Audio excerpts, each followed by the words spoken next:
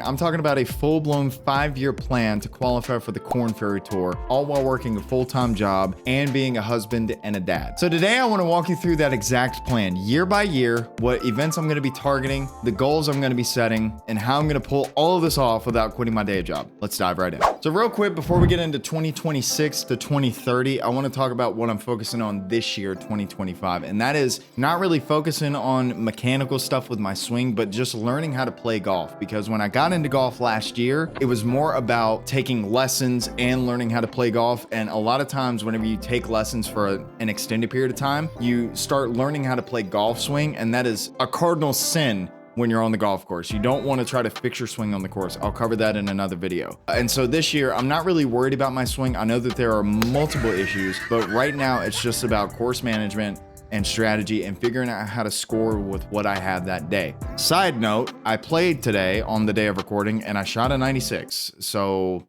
anyways, let's talk about 2026. So 2026 is all about establishing myself. It'll be my first full season of structured amateur tournament play. I'll be playing the Asheboro City Amateur, which is kind of like my home turf, and at least 4 Carolinas Golf Association one-day individual events. Most of these are single-day stroke play events, so I'll be able to fit them around my full-time work schedule. 2027 is when I start to level up. I'll still play in about 4 to 6 CGA one-day events, but the big focus is going to be qualifying for state level tournaments like the North Carolina Amateur and the Carolinas Mid-Am. Now, most of these one-day events are really good because it gives you a taste and a glimpse of what tournament play is actually like. But I do want to start seeing where I stack up at a higher level against the best amateurs in my state. Now, in 2028, that's when we really take a leap here because I'll take my first swing at national qualifiers. I'm going to attempt to qualify for the U.S. Amateur and the U.S. Mid-Am. I don't expect to make it through on the first try, obviously, but that's not the point. Because if we're being honest, these qualifiers are a different beast. You have to be sharp mentally and physically, and every single stroke matters. But I'll be gaining that experience and continuing to tighten every part of my game. Now in 2029, this is where we start to get a little bit ballsy because I'll go for the US Open local qualifying. I fully expect it to be the toughest test I've ever faced, but again, it's about building the competitive reps. If I don't make it through, I'll fall back to the US Am and the US Mid-Am again, because this year is all about developing the mindset of a pro before I actually attempt to turn pro. And then comes 2030. This is the year I put it all on the line. Now, before I get into all of this, I would like to add some clarification to my goals. Now, there's a couple different ways to get onto the Korn Ferry Tour and the PGA Tour. One of those ways is something called Q School. And this is a 4-day, basically like a 4-day tournament. And the people that I guess get in the top 25 get their Korn Ferry Tour card or their PGA Tour card, depending on which Q school you're in. However, it is very expensive to do, and a lot of these guys that are already established professional golfers on like mini tours, they have sponsors that can basically front them the money to be able to afford this.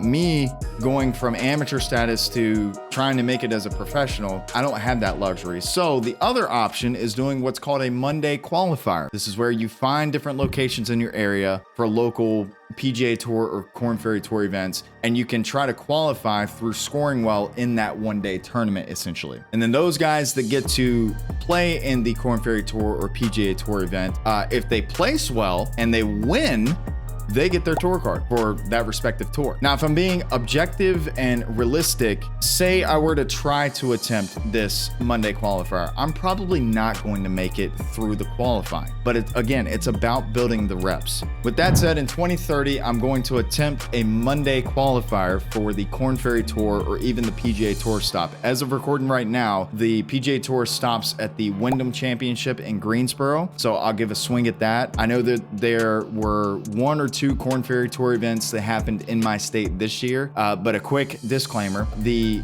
guy that shot the lowest to get a spot on the Korn Ferry Tour event shot 66. And if you recall from earlier in this video, I shot a 96 today. But regardless, this is the moment the last 5 years will have been building towards. No guarantees, just me, my clubs, my will to live, and the opportunity to chase it. Before we continue any more of this golf content, let me just say this. I'm not stopping. This is a goal to have for the next 5 years, but I think realistically, if I can just get down to scratch, I will call this the biggest W on the planet. Because if we're being honest, golf is extremely hard. It is no respecter of persons. You are not above triple bogeys and more. And so while I'm going to be spending the next 5 years working towards this goal, just know that if by 2030 I don't make it, I'm not stopping. We're just gonna keep going. That's it. That's the beauty of golf. You can play this game until you're 95 years old. It's amazing.